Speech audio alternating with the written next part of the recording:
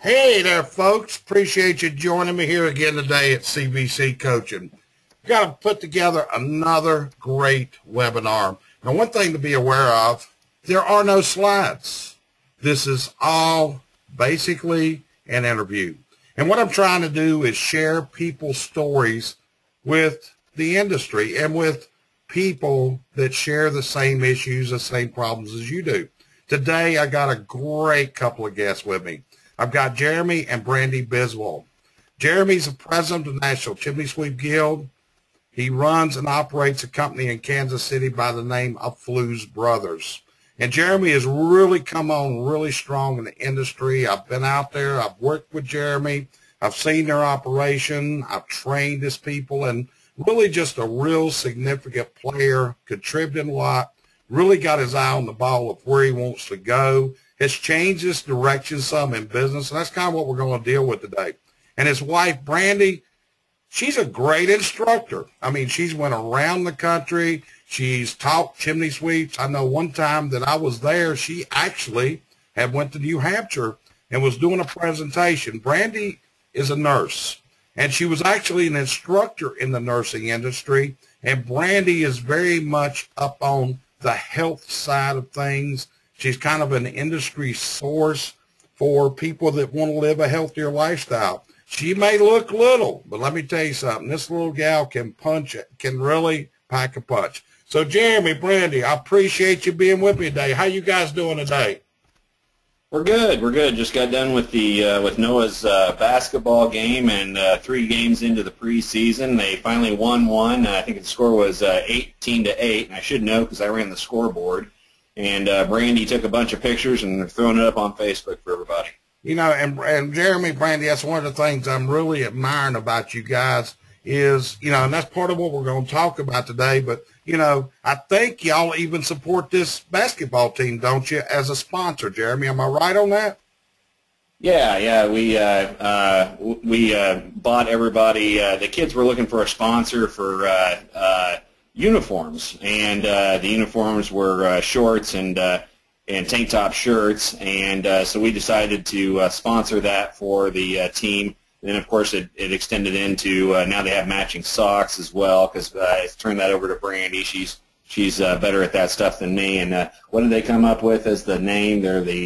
Yeah, so their uniforms say Fluesbrothers Chimney Service, and then they came up with the name Team Sweepers, which I thought was That's great. I love that, man. You know, it's really, you watch those little kids go out there and their parents see it, and hey, it kind of brings recognition to y'all and what all we do and all like that. So anyway, Jeremy, you know, when I first got to know you, and actually, I think you spent some time with Bart and Lisa Ogden, kind of like they were mentors to you, I think. But, you know, when I got to know you, basically, you were a guy with a part-time clerical person in the company.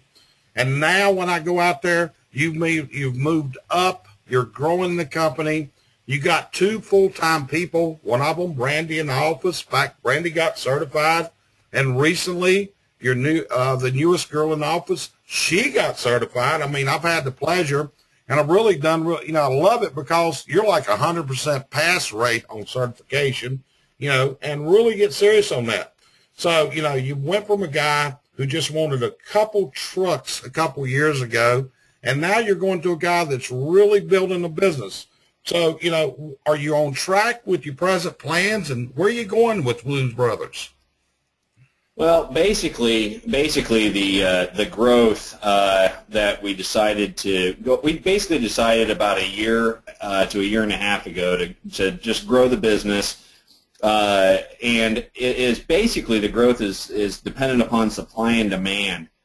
We were for years, I was turning down a lot of business when I was a smaller operator, and I see a lot of one-guy operators, two-guys operators who basically they have customers that'll pay. You have that real estate job that calls and they need it done today or tomorrow, or you have that customer that just wants something done quick. Well, a lot of people kind of blow that business off and they get frustrated with it, and oh my God, that's nuts. You think, what do you mean I need it today? That's crazy. Well, I had this little piece in my brain go, you know, I wonder, they will pay my rate. They will pay my rate. What they're saying is, I will give you money if you can do this for me. And so I started tracking it, and I started making tally marks. Anytime we lose a job, not because of money, but because of timing, and I started finding, oh my gosh, I could be running 3, 4 trucks with the amount of business we're giving away because we just simply couldn't get to them soon enough. And you can only do so much as 1 or 2 trucks can only run so many appointments and be quality. So I'm a strong believer there's a certain amount of business and growth in each geographical region of the country. So we're kind of in that spot where we're looking for that, and we're looking for that industry sweet spot for the income and the size of the business so they match up enough to make it worthwhile, and we don't get ourselves into financial distress because we've got too many people and not enough business out there. So I don't know the magic number quite yet, but we're doing things to try to figure that out and implement things that will help us stay in the green rather than getting into the red on things. Yep, and being out there like I've done, I think I've been out there twice this year doing training, and it really is great to see how you're grasping this and how you're moving forward. And some of the things that I've asked you, it's like, I know sometimes you and I have conversation. I'm asking, hey, Jeremy, what's your secret?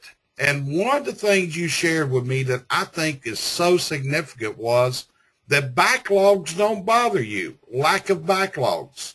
And we're in the industry, we've seen people have gauged their success on how big their backlogs are. And I think you're an example of a guy that stepped outside the box and doesn't let that bother him. And guess what? Success has come to you. Have I analyzed you pretty well there for what I'm seeing? And that's correct. That's dead on. The big thing is when it comes to not worried, I mean, basically this time of year, we're knee-deep in it. I actually get frustrated, not because we of the people that call in and want us to do something next week. It's because we can't get to those people. Yep. And so this time of year, I don't want a service truck to be booked out more than a week, week and a half. And during the spring and summer, I want to be able to hit people within 3 days. And so the thing, and we're going to get into this later on in the conversation, I'm sure, when it comes to finances or anything, it's pretty risky. Some people will see it risky not having that backlog. That backlog is insurance for the average business owner. It makes them feel, okay, I know I can pay the bills. I know I can afford to go on vacation and things like that because, hey, I've got business out up 2 months, a month, what have you. For me, we've set ourselves up financially and business-wise to where we can actually play that game and not have to worry as much about that financial cover or reassurance that we might not be able to pay the bills and we've got 5 guys standing around sweeping the shop. So that is kind of, that I've always found that's kind of part of the equation, but just I always want people, because I know it's exciting, but I want people to understand that you do have to watch what you're doing because you don't want to get yourself into major trouble, and you have guys depending on you to keep them busy. So it's a fine balance, but basically I recommend people track it. And if you find that you're really booked out, then you probably have a little bit of room for growth if you want to go that way. Yep, and that's what you got to do. You got to be, and like I say, we'll talk about that a little bit more a little later. But I think some of your basic beliefs in life are part of where I see the strength is. Well, Brandi, let me take a question over to you. You were in the nursing industry, and you were an instructor. And you took a step out, and be honest with you, when I first heard that you were planning on doing this, I had a little cautions in me. It's like, okay, you guys got such a great relationship. Are you sure you want to work together because of the hectics? And that's part of what the base of this webinar is about today.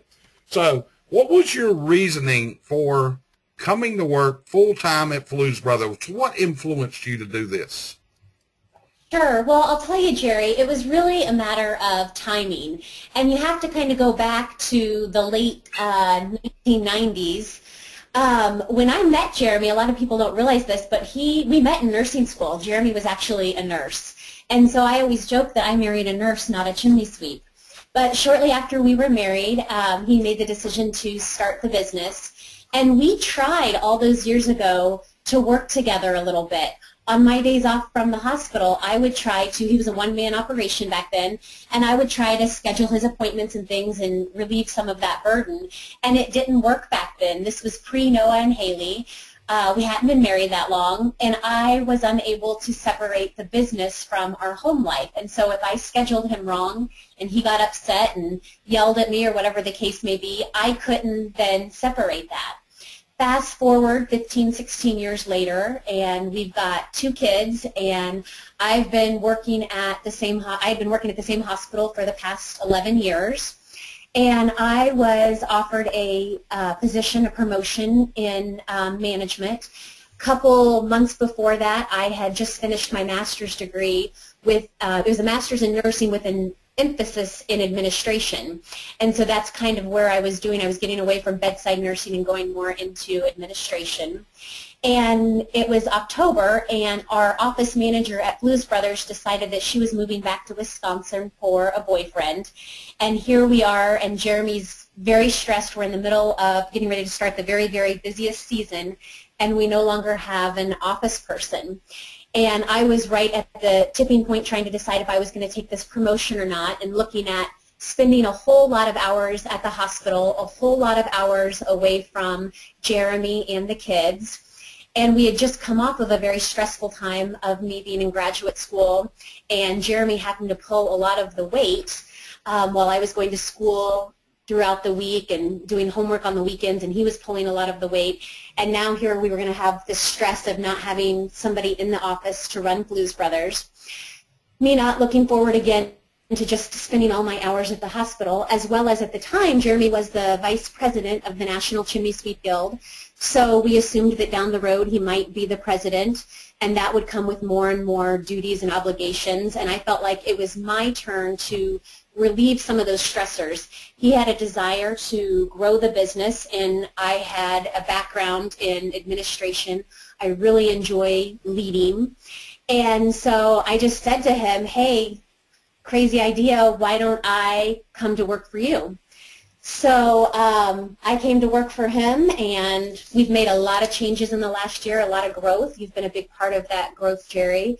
And kind of the rest is history. We're at a different place. Now I can separate the work from the family life. You know, if we have an argument or something at the office, it doesn't happen too often because we're really good about dividing our tasks and our roles. But if we have a fight or whatever, then now I'm able to turn it off because we come home and we have a 10-year-old and an 8-year-old that we have to focus on. And so there's a very big division, a separation there, and it's a little bit easier.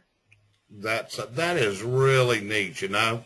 And one of the things I know about it, I know when I came out there the first time, I actually did a business analysis, came out, analyzed the business as a coach.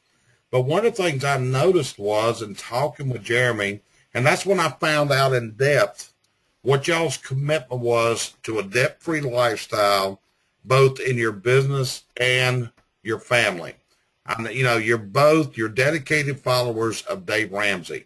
In fact, there's offers you've made to other people that truly separate you guys as phenomenal, of why you've even offered to help other people that may be facing issues in their personal life about debt and how it's driving them. So tell me something. How does the Dave Ramsey philosophy, the debt-free lifestyle and business path you've chosen, how does this help you build both a family and a business model that meets your goals? You got 2 great kids there, Noah and Haley, and it's like I see you guys. You're really a special family. I watch you on the internet, watch you on Facebook. So where does this fit in? How does Dave Ramsey influence you guys? Well, I mean, basically, the big thing is I mean, when I first got into business, and we first started doing the Dave Ramsey thing, I got really tired and frustrated. I was working, 60, 70, 80 hours a week, and we'd always end up with more month than money. So, you know, at the end of the month, I'd look at the account and I was like, man, where'd all the money go? I know I made a bunch. I was working 7 days a week, and there's no money to show for it. So we basically came across the Dave Ramsey principle, and then we went to the Financial Peace University at a local church, which is now the church we go to full time. And we learned a lot, and basically the biggest thing we learned is the same thing everybody else is doing, you shouldn't do. Basically, you want to be different. I mean, the world has it set up so you get a 30-year mortgage, so you have tons and tons of credit cards, so you accumulate lots of debt. So basically, now that we've got everything paid off and we're debt free, now we just have our standard monthly bills. That a lot of bills are negotiable, and then you have your set bills where you know every month you've got to pay the gas bill, the heating bill, water bill, things like that. But we don't have all these vehicle bills and credit card bills and all these other things that get people into financial stress and problems, and then we kind of bleed the same principles over to the business. So we only spend what we earn and what we have the ability to. And now that we've grown quite a bit, now we're looking at, we're taking a look at our team around us, and we're finding that we're growing out of those people. We've got a meeting on Monday with a new tax guy, because our current tax guy, based on last year's taxes and everything, I started getting a little shaky, and I started thinking, I think we've outgrown him, and I've been with him for years. But once you hit a certain financial point in your business, you can't go with the small guy anymore. You need a team of people working with you. And so we also had a meeting yesterday with a CFO, and it's actually the one that put on the webinar here a while back. I was strongly considering, because we're now getting to the point too where if we want to keep, we're pretty self-sustained at the size we're at, but if I'm going to keep on making moves like this, I want to make sure we're doing it correctly. And we want to make sure we're charging enough for the growth and for future planning. I mean, since we don't carry like loans on trucks and things, we need to make sure we're charging enough and putting enough money away. Because with 10 trucks, if one breaks down in mid-year, we got to, okay, do we have to spend a bunch of money keeping this 200,000-mile vehicle on the road? Or, okay, it broke down. It's now time to go and buy another one. We write a check, and we keep on moving. So the nice thing about it is it's taken away a lot of risk. And I always kind of tell people, because they go, well, you don't get the tax write-off on your house anymore now that your home is paid off. And I tell people, houses with no mortgages typically don't get foreclosed on, guys. So that's kind of where we stand. Hopefully that answered your question. Yeah, Jeremy, question for you, and if folks that may not know you, they can see your picture. But what age bracket are you guys in? Brandi told me that I'm 37 yesterday. When the CFO asked me how old I was, she kind of laughed when I had to ask Brandi how old I was. But I lost count a couple of years ago. I don't want to get any older, Jerry. I want to stay young I want to stay Peter Pan forever, don't ever want to get old. We like to say the mid-30s. Okay. Well, let's just take mid to late 30s, wherever. But, folks, I'm going to tell you something. You own a house without a mortgage at your age. That is phenomenal. And here's the other thing. You're satisfied. You're happy. So, Brandi, let me ask you. Tell me how Dave Ramsey philosophies how does that drive you? Well, I think you nailed it on the head, Jerry, when you said satisfied. The word that comes to mind for me is contentment. And you have to learn to be content. We don't have the house that has the gigantic master bathroom, with 2 sinks and a giant Whirlpool tub. We have a bathroom in our bedroom, but it's just a standard, 1970s bathroom that comes with the house. I drive a Kia minivan. All of my friends drive Hondas and Toyotas that are brand new.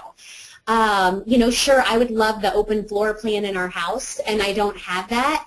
But at the end of the night, we're able to lay our head on the pillow, and we don't have the stressors of that money. So I think contentment and just being blessed with your health and your family around you. You know, there was a study done in the New York Times that reported that couples that have disagreements about finances just once a week have a 30% increased divorce rate.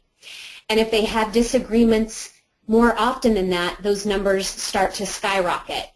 And by really living by the Dave Ramsey principles and doing the debt-free lifestyle, we're able to eliminate a lot of those arguments. Now, it doesn't mean that we don't, you know, bounce things off of each other. Well, I'd really like this, or I'd really like that, you know, and have those. We still have those arguments. You know, I would love to buy a Jeep right now, but I can't stand to part with that money. So we still have those arguments. We still think about those things. Nothing's without sacrifice. At the office, we don't have an entire brand new fleet of trucks that all match each other. They're kind of a hodgepodge. But again, at the end of the day, our team, our employees know that they have a secure job and that we are being financially responsible with the business, which in turn enables their job security. Folks, I mean, this is the kind of stuff that is just, this is the things that make me think of how phenomenal you guys are in your relationship and everything else. But Jeremy brought up something yesterday, and, you know, that was the CFO, and I know that was my recommendation because I felt that this was going to be an enhancement to what your Dave Ramsey philosophies were and how to institute this. So after a discussion yesterday, Brandi, what's your thoughts on a CFO in the business now? Oh, I think it can only help. I think the more resources that you have available to you, to have that outsider look, to look in from the outside and help you grow, and then somebody that has that expertise, it can only help. Okay. What about you, Jeremy? What did you feel after the discussion yesterday? I chased you down long enough to make you settle down and do it. So are you glad you had this conversation? Yeah, and I'll tell you, it really helped, that webinar that I probably wouldn't even be looking into it unless you had done that webinar with her. And it was like she was talking to me the whole time. And I thought, you know, really for a lot of these, now that we know where we're going, and we decide, okay, we'll keep this growth going. We'll keep our, we'll keep a good staff, and we'll work on different new goals and everything. We're going to do when Mark Stoner came and visited us, and one thing that he does that I really took away from him visiting was he does a vision meeting at the beginning of the year with his staff, so his staff knows where everything's going.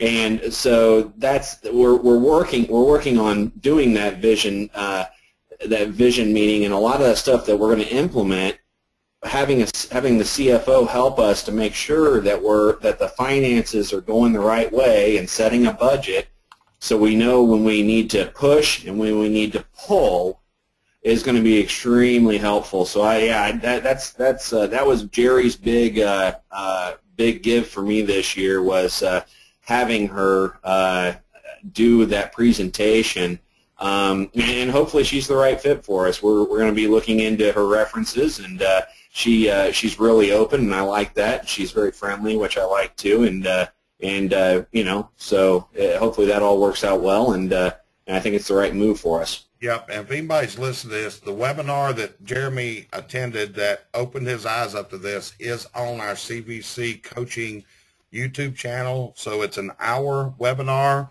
You can pull it up and listen to it, and that's Patty Lawrence. And so everybody knows Patty is one of the CFOs that we have. I try to match up a client with the right CFO that has a matching personality and that type of stuff. So like I said, it's got to be the right person. There's got to be ultimate trust. This is a person that's going to see inside the business, and this is another one of your accountability partners. So I'm hoping this is going to work, and I hope it's going to really enhance what y'all do even further. So, Brandi, let me ask you this. Husband-wife team, 2 great kids. How do you balance the work life and the home life? How do you keep a level of harmony? Because I mean, last week it was Thanksgiving. All you guys went to Branson, visited with your family, I believe. So how do you balance and keep this harmony? I mean, you do have arguments. I know that. Sometimes you don't agree. But at the same time, y'all are pretty happy people. So how do you keep this balance? Well, I'll tell you, Jerry, we don't do it on our own. We have a very, very strong support system in place, and I think that that is key. So my parents and Jeremy's parents both live relatively close, and we call up on them all the time for help. Just last night when we had the meeting with the CFO, we weren't going to make it home in time for Noah's guitar practice. We called up Jeremy's parents, and they were able to come over and be there for the practice. So I think having that support team, we've got other parents that we can call up on if somebody's got a sporting event that we can't get the kids to, and then vice versa, we reciprocate that. But I think having that support team in place is key.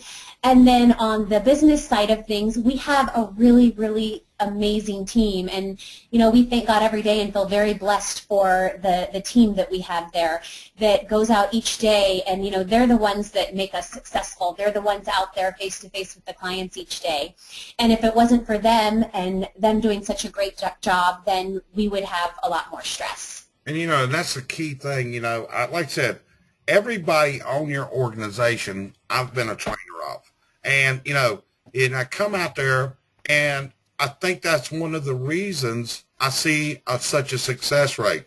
You don't have these people come to my class cold. You've sat there, and you've actually went through an online training the week before. And like I said, you are really into this. I mean, it's like Brandi and I have this little thing because Brandi got so excited taking the CSIA class. And it was like, it's like, calm down, Brandi, it's okay. But you it was, but you guys, realistically, you care about your people. I mean, what you're reflected in your home life, I see it reflected in with your people that work for you, and the people that work for you, the right core values and all that. And again, I think that's what makes you guys such an example to people to see it. A lot of people may not know Jeremy. They may not know Brandi. I know y'all from way back, and it's just always, it kind of gives me a cold chill, when I look at this. And sometimes I even envy. It's like, I'm sick. I'll be 62 this year. And it's like, Lord, I wish I'd have had this when I was your age. So, again, it's just phenomenal to see you doing that. I mean, a couple of weeks ago, I was looking on Facebook and found out that Jeremy had actually taken piano lessons. Was it Haley or Noah? Who did he take the piano lessons with? Haley. But anyway, Jeremy took piano lessons, and actually they both did a recital together, I believe, on a Sunday afternoon. I know, Brandi, one of the things that you told me was, since you went to work in the business, this enabled you to partake more of the family, which is really the number one thing here. It's so great that you are able to do this. So how do you guys do this balancing act? Well, I think we really live out the Dave Ramsey principle of God first, family second, and work third. And you're right, Jerry. One of the things that when I came on at Fluesbrothers that it allowed us to do is I was always jealous because, if you're working at the hospital, you have to trade if you need to get off or find somebody to cover your unit, etc. It's not very easy to get off work. And I was always jealous that Jeremy got to go to the kids' parties or whatever, and I was working at the hospital. And now I'm able to schedule my time off for some of those things. Vice versa, when the kids are out of school, we'll let them come to the office with us. And that's really, really important because we're modeling for them. And we laugh because a couple months ago we were in a staff meeting, and I was up talking to the team, and Noah and Haley came and stood beside me and acted like they were running the meeting. But, they go down there, and they're required to work when they're there. They leave out of school, but, we've got them shredding, we've got them sweeping the floor, because we want to instill those same principles into them at a very young age. That's just great. Jeremy, anything you can add to that? Yeah, I mean, and Brandi did a great job answering that, so I wasn't even planning on talking because my answer isn't as good as hers. But basically, what I had envisioned when you asked that question is basically, I mean, one thing that I really found that was really helpful is we were fortunate to have kids at the right time, and it was really planned. When we decided we were going to get pregnant with Noah, Brandi and me were both, the business was doing good, and Brandi had got through her RN program, so we were ready to do it at that time. So we're very good, I guess, at planning, looking back at it. We also knew we didn't want the kids to outnumber the adults. Big families are awesome. Our family's favorite TV show is 18 Kids and Counting, just like the Duggars. I don't know if you're familiar with that show, but basically it's a husband-wife team that have had 18 kids. Now the kids are having kids. And big families are awesome. It's just not for us. We also swore that we would never get ourselves into such financial peril that work would have to come before our kids. And we used to make the joke with each other is basically, if things went south and we had to sell everything, we'd live in a motorhome together. If we got to the point where we had to work more and miss all of our kids' activities and things, so everything's working real well for us, and we're blessed. Yep, you truly are. Like I said, being out there, being around y'all, it's always an inspiration to me. I come in, we're going to training, all that kind of stuff. But it's like, and I'm gonna move over to the business side here in just a second. But again, it's just watching how you do this. Now, Jeremy, one of the things that you've embarked on in business is you started a process of training your people in-house. And I know right now you're already thinking and in the budget, and you want to expand in the gas work. And we've already talked about bringing in Bob Wise, one of our gas trainers. We've talked about bringing in a lean consultant to work with the lean side, cutting the waste, which rhymes in with the Dave Ramsey philosophies again. However, so tell me something. How important is this training to you, and how do you see this is going to take you to the business success you envision?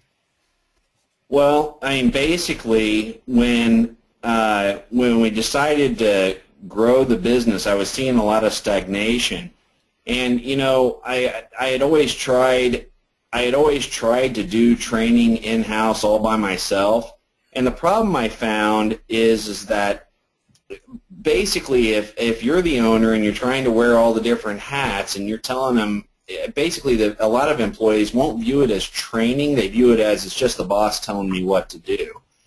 So just like customers, they have to hear stuff from several different sources before they act on it. So I had this epiphany. I wonder what would happen if I brought in a trainer to train the guys on this stuff so we can get to the next level, because we truly did go from a smaller company to a larger company due to education. And you remember it when you first started the training, and I had you come in and do what was that? What was that first one you did for me, Jim? The first training we did with you was a transform your DNA. That's right. And I'll tell you what, I don't know if you're still doing that one a lot, but anybody that hasn't used you, that's where you want to start, because it's amazing the frustrations I went over with you and said, man, it's going to be hard to do this without these guys really getting this instilled into them. And after you came in as the outside trainer, you really did a good job of embedding this stuff into the employees. I sat at the back of the room, and it's amazing how a lot of the head shakes went to head nods as you were talking to them, because you were talking to them personally, and they made that change. And I'll tell you, the funniest thing is, I thought about this yesterday when we were running our QuickBooks, talking to the CFO. We found that our two biggest sales, material sales last year, were Crown Seal and waterproofing. And I thought, oh my gosh, that's amazing, the amount of jump we made after that DNA course. So when I basically the big thing with education, I love education. I'm a huge advocate of it. when I first started, I had no training in this. I'm a weird one. I didn't have a family member that was in the chimney industry. Basically, I kind of started from scratch, and I was told to go to the NCSG training school, and after I did that, I hadn't even really cracked the book a whole lot when I first got to that, and I got through that class, and I took the test, the certification test, for the first and the last time, because I've always renewed with CEUs because I do so much education, even still today.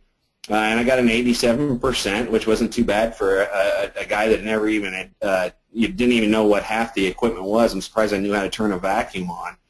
And then after that, I started religiously taking all the available courses. And I'm proud to say I was one of the first that had taken all the courses through the NCSG. Now they've expanded to online stuff, so I got some catching up to do. But it really it really put us ahead in the game. And now with the employees and everything, ongoing training and education and outside trainers puts us ahead in the whole area, and we're able to charge more for our services because the guys know what they're doing. They're very professional, and we're able to get the job done. Okay. Jeremy, one of the things that you've commonly told me is, and you told me, we're out of sight of everybody and out of distance, but one of the things you told me is what it feels like to tell your employees certain ways to do things, and then I tell them, and they listen to me, but they don't listen to you, and how you had to get over that frustration. Do you remember that conversation? I remember it all the time. I find it hilarious, but at the same time, it was very frustrating until after it happened. Now it's just like, okay, well, if I want to instill something, we'll try to instill it, and if we can't instill it, we'll bring someone else in to try to instill it. And so far, I haven't had to make it past step 2 on that, because you do a good job, and your team does a good job of helping us with that. So, okay, Brandi, let me ask you a question. Part of the thing that we did, and like I said, you went through certification. You're not going to go in the field and sweep chimneys, but yet you sat through 3 days of class.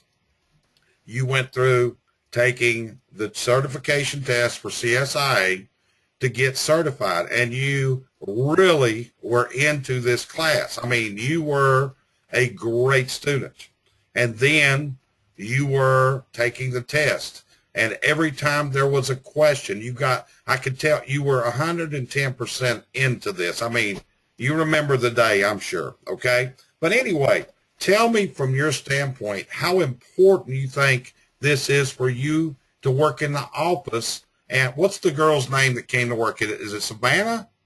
Stephanie. And the same thing, when Stephanie came there, she hadn't been there but a couple weeks, and now we've got her certified.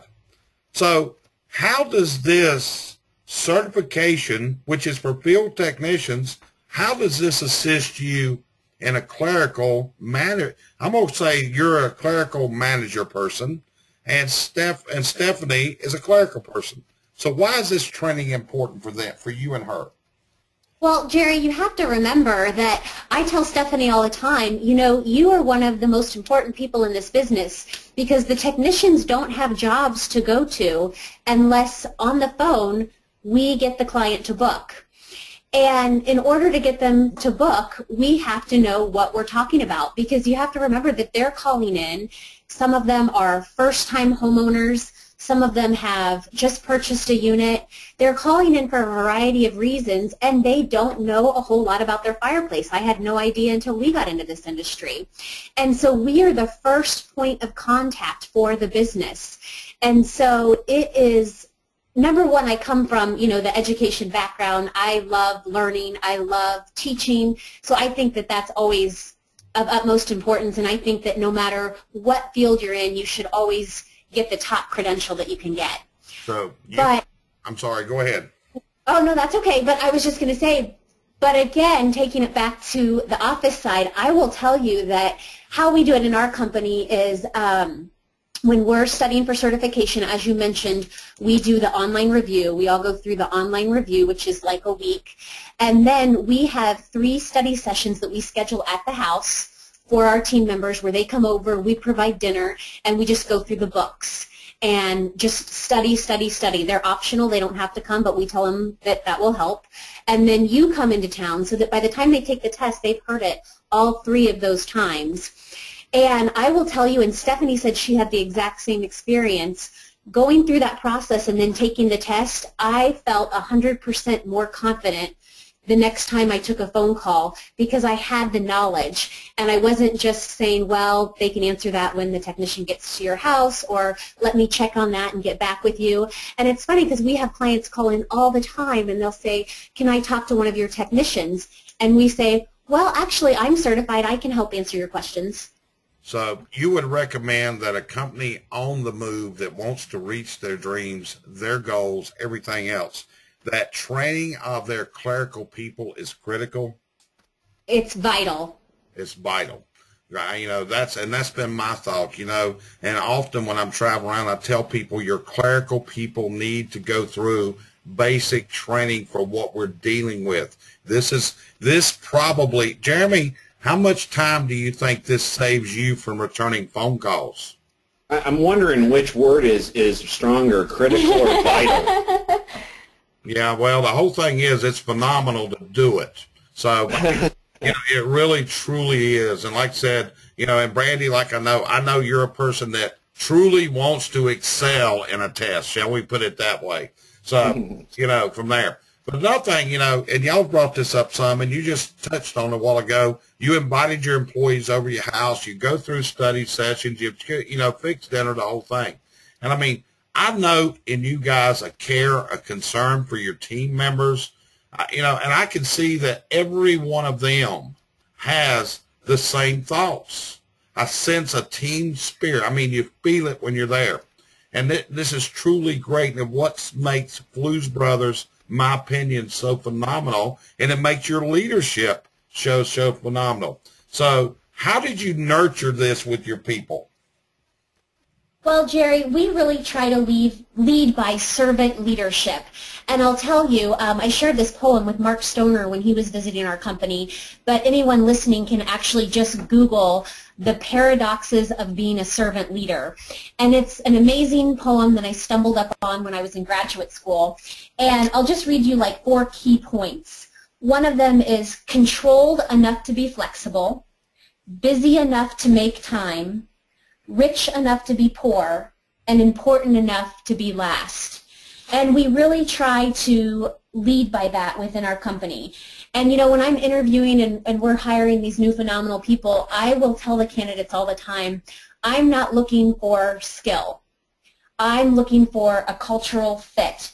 And are they going to meet our culture and fit in? You know, we have an amazing group of people. Just this last week over the Thanksgiving holiday, one of our team members was moving. He was moving apartments, and two other guys in the company stepped up to help him. We have another guy who helped his sister put in a wood stove up in Iowa one weekend, and another of the technicians went up there each day with him to help him do that. So they truly are a team, and we constantly talk to them about that and try to lead by example. And we're very protective of that.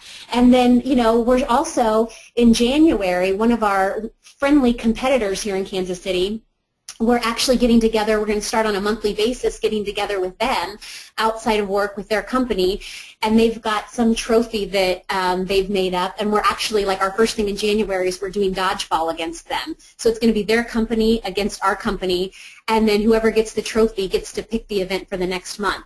So we try to do a lot of team building things outside of work as well that aren't mandatory, but it seems like everybody likes to come and show up and have fun. One of our employees, his son has autism, and so in October we did a walk. The Fluesbrothers sponsored a team, and we did a walk for him. So we really, you know, a lot of people, when they think of servant leadership, they think that that sounds, oh, real easygoing, and it's not. We just really try to lead by example and love our employees, and I think in turn they love us back. And, you know, and you can see that, Brandi, you really can when I'm out there. Jeremy, this question's for you. You've had me come in. I've done an in-depth analysis of your business, pages and pages. When you got done, you got to look over. You've had Mark Stoner come in to do an analysis of your operation, was there for a couple days. So tell me, how does it feel and why do you feel this was so important to you for somebody to come in? Because you know what people are going to do. They're going to point out both what you do good and what you do bad. But how important is this to move you where you want to go, Jeremy? It's hugely important. Basically, that's the biggest problem people have is they don't want to hear they're ugly. They only want to hear you're beautiful. And I know we're beautiful. We do a good job, and we have good people and everything else. I want someone to come in and tell me when I'm ugly. So, if I bring in a colleague, I want them to tell me the ugly stuff, but and I want them to be honest, and I want them to tell me I'm ugly, but at the same time, I hope that colleague comes and while they're telling me ugly, they're taking away the stuff that maybe they're ugly in, and something we do good, and they're taking that back with them. So they have a little give and take on that. The other thing, and a lot of people are afraid of bringing people in. Another thing I did was Lindemann Chimney invites anybody to come up to their place, and they've got a huge operation. And I went up there, and I think is it Mike Bodart that runs Lindemann, Rob's place? Yeah, Rob. He is the president of Lindemann Chimney Services, which is their home services.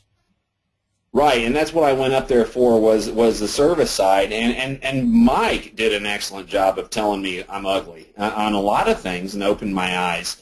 So that's, basically people doing analysis or outside people coming in to take a look and give you an honest opinion and not just give you back pats on everything, really help you open your eyes to things that you might not see on a daily basis. And that just gives you a better opportunity to make things better and to be better.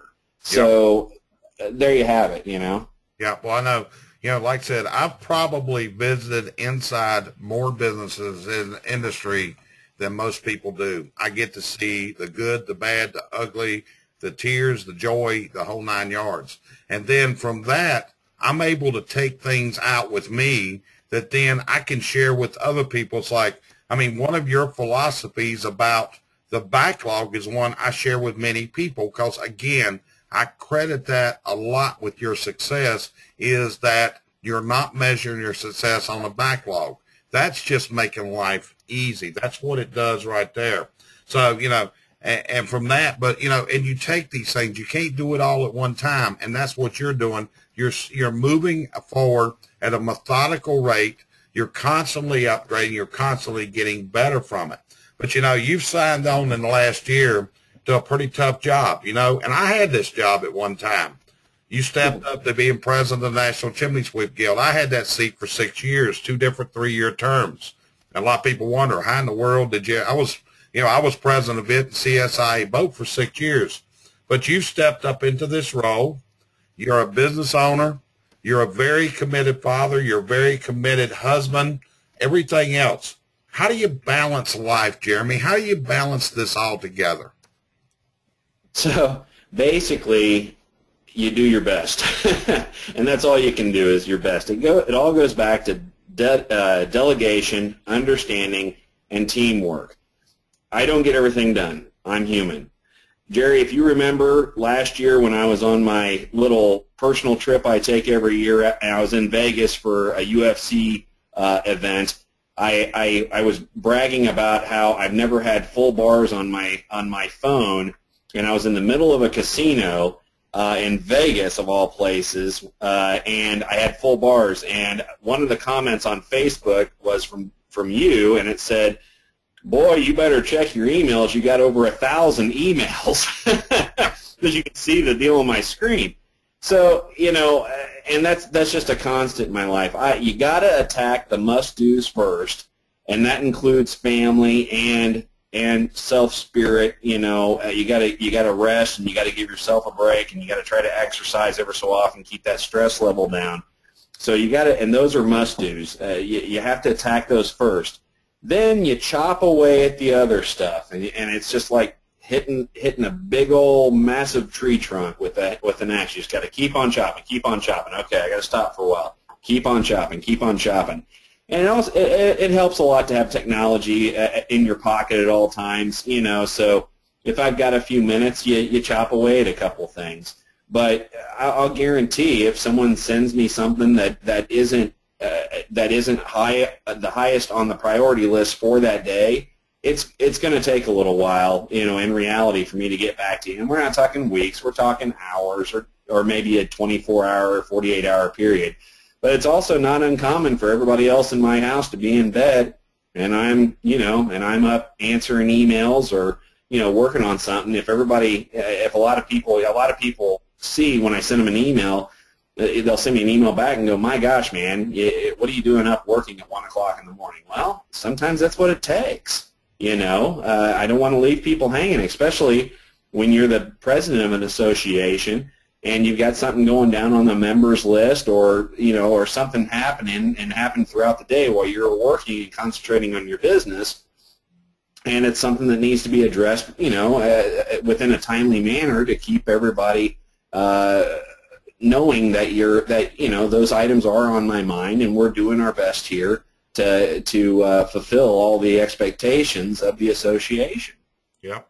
And, you know, and that's what, and a lot of people don't understand that, Jeremy, but, you know, making a commitment to service your industry, putting things back to an industry that's been good to you, it's a really good feeling. I mean, I look back at my time that I spent there and, you know, in that office and all that, but at the same time you look back and it's like, hey, you hope when you're putting things back, you hope it will be, you're giving back what you get. You know what I'm saying? So, you know, the returns come from this. So I want to congratulate you on that. So, Brandi, let me ask you a question. You live with a great guy named Jeremy that, hey, he heads out every couple of months, goes to board meetings, or up at 1 o'clock in the morning, writing that sweeping column ad every month that he just got notified he's got to get out in 3 days and all these other things. So how do you balance this business-family relationship? What's Brandi's secret? Well, I try to be organized. It doesn't always work. A couple weeks ago, I was in charge of the carpool for basketball, and I did show up at the wrong place with the kids. But I try to be organized, and as Jeremy mentioned, technology helps out a lot because we're able to share our calendars, set up meetings in our calendars, and that helps a lot. But I think at the end of the day, it still goes back to our amazing support team because we could not do it alone.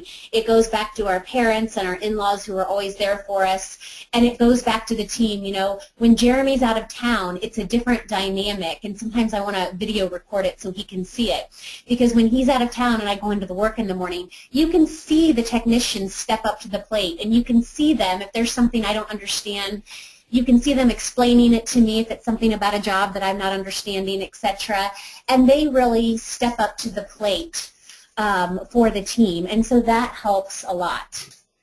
And Jerry, keep in mind, Brandi does the hiring now. So all these awesome people we have, the majority of them, the newer ones ever since she started working full time, she's done all the hiring. I don't get that, and I don't get to do that anymore, because I made a lot of bad hiring mistakes. We've got the cream of the crop that have stuck with me over the years, and then we had some people, and you know the stories, that about got us into some major trouble.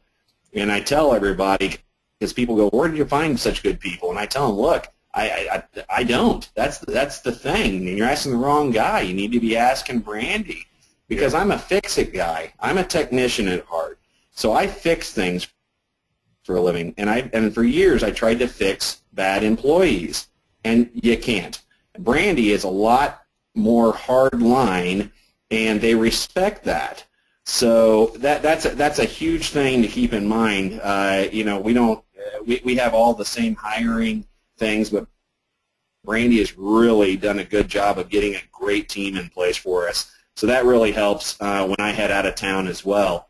And I wanted to answer a little bit of this question a little bit, just say, from my side, when I go out of town also, it gives her a break from me, and it gives her special time with just her and the kids.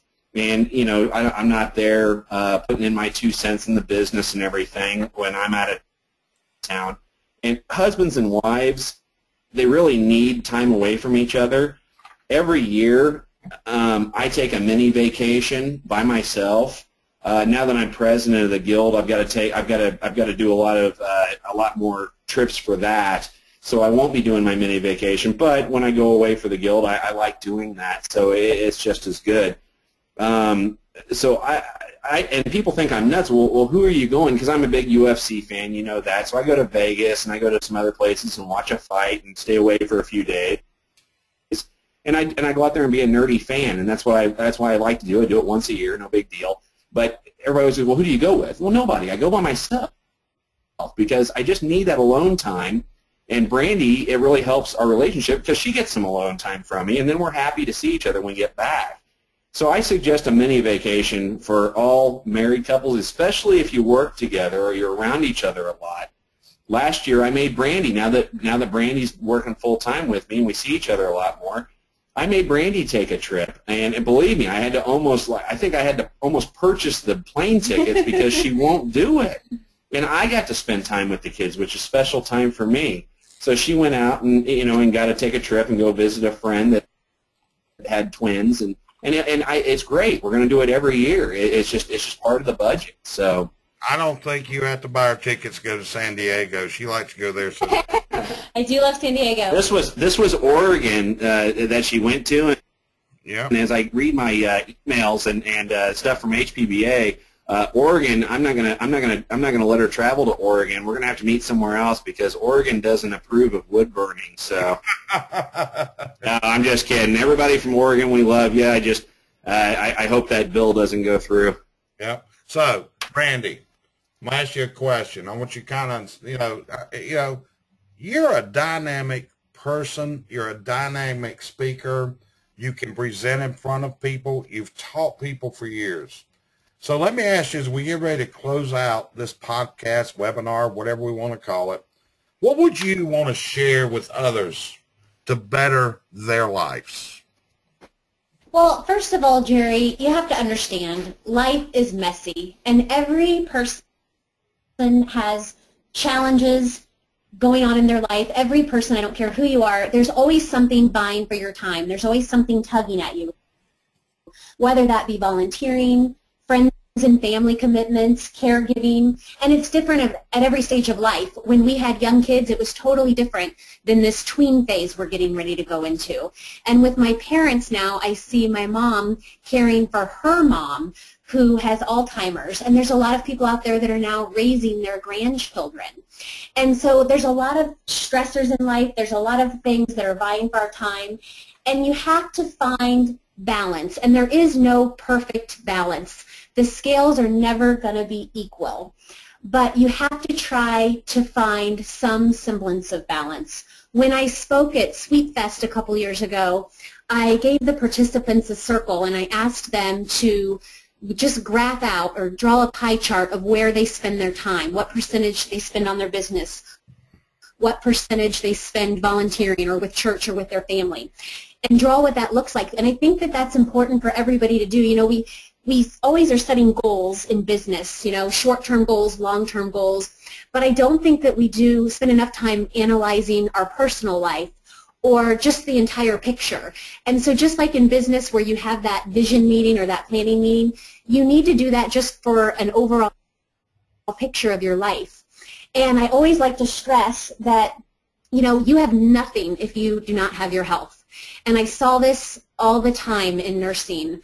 You take the 32-year-old mom with 4 kids that now has terminal breast cancer, or the 60-year-old with pancreatic cancer that's got 6 months to live.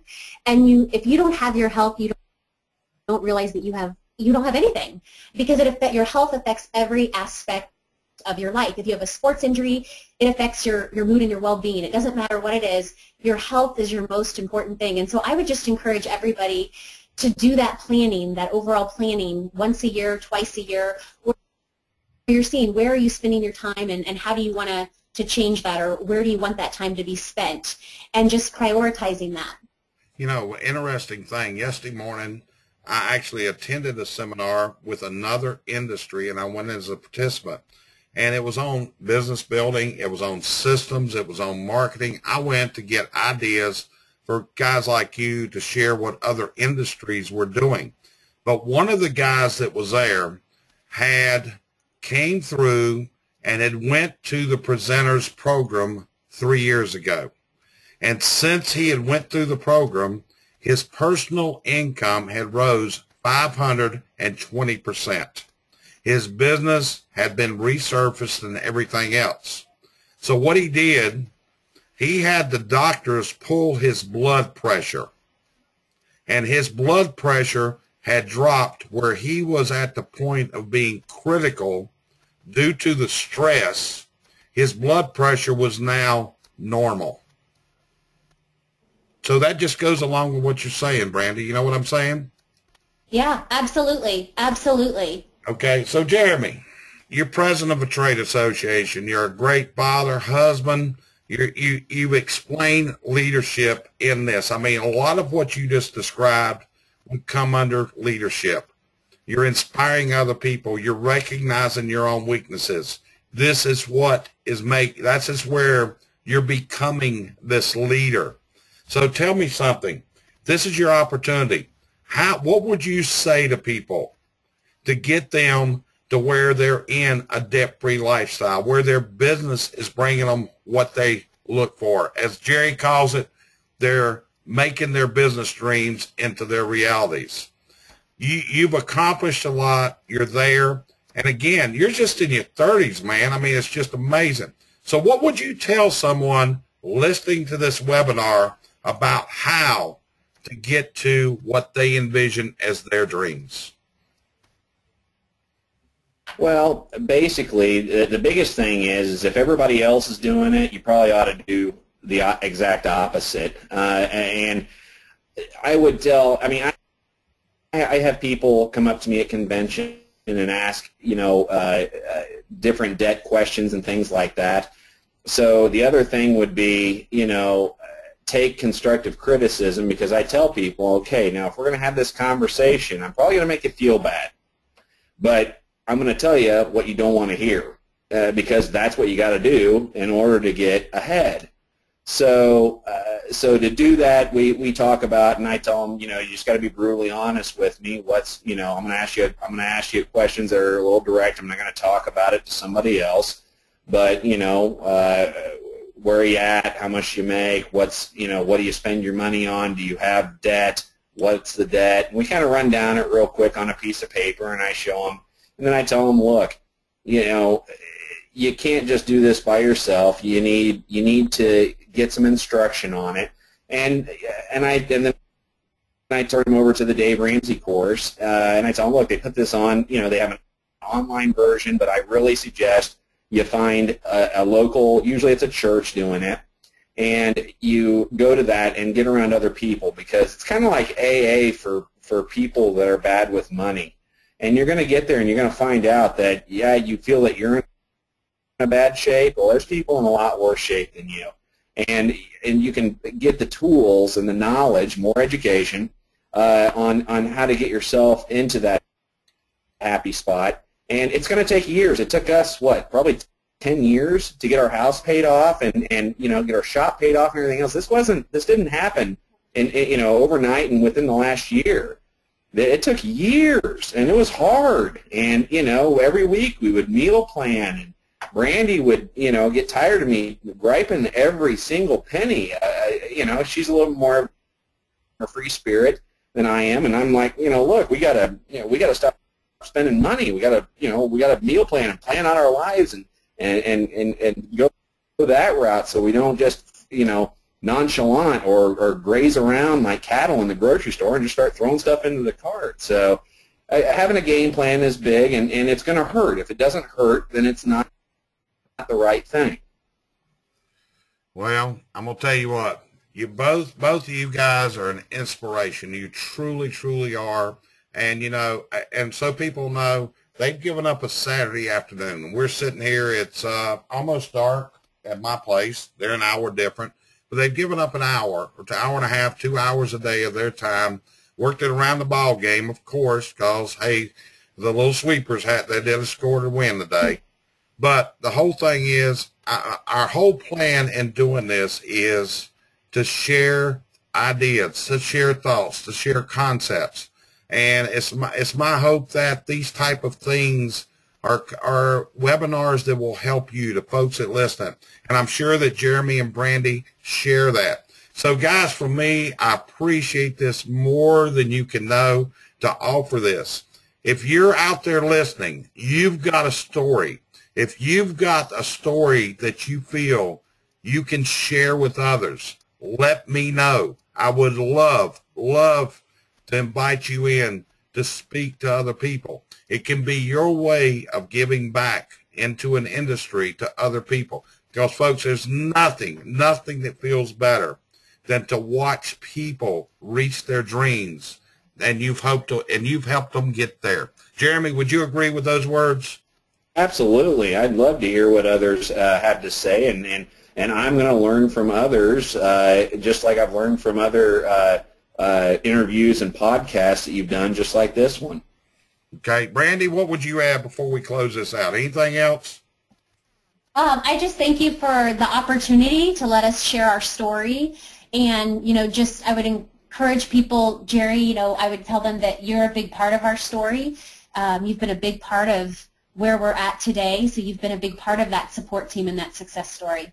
Hey, I thank you for that. That means a lot to me. Well, folks, please check us out. And like I said, you got a story you want to tell people, you think you can help other folks get the message across, get in touch with me. I would love to feature you in a future webcast like this. So follow us on Facebook, follow us on YouTube, follow us however you can. Attend our seminars. We've got a great big summit coming up in April. Hope a lot of folks will join us there. Got Eleanor coming in for that. She's going to join us. I've got probably at least, I have one more Zig Ziglar certified coach and possibly a second one who is coming into my company. So we're adding on, trying to provide the services that we hope you did. So I appreciate your time. Join us today. Please let us know how CBC coaching can help make your dreams into your business realities. Appreciate your time. Talk to you next time.